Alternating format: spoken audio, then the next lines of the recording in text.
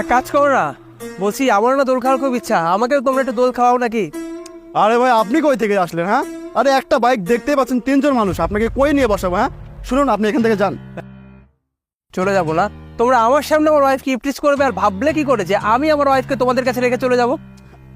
আসলে ভাইয়া হয়েছে কি শুনুন, ওনাকে না আমরা বিরক্ত করছি না, উনি একা একাই রাস্তা দিয়ে যাচ্ছিল, আমরা ভাবলাম আমাদের এলাকার মানুষ, আমাদেরকেই তো দেখতে হবে তাই না, তাই ভাবলাম ওনাকে বাসা পর্যন্ত পৌঁছে দিই। কি রে বল। হেল্প? তোমরা যে কেমন হেল্প করছিলে সেটা তো আমি দূর থেকে দেখতে পাচ্ছিলাম। শোনো, তোমরা এখন যথেষ্ট বড় হয়েছো, রাইট? তোমাদের ঘরে কিন্তু মা বোন আছে, তো তোমরা অন্য একজনের মা অন্য একজনের বোনের সঙ্গে এমন ব্যবহার কেন করো? শোনো, এই শেষবারের মতো আমি তোমাদেরকে ক্ষমা করে দিচ্ছি। আজকের পর আমি যদি কোনোদিনও দেখি এই এলাকায় এসে উল্টাপাল্টা কাজ করতে, আমি কিন্তু তোমাদের বাবা মার কাছে তোমাদের নামে বিচার দেবো, মনে থাকে জানো। যাও।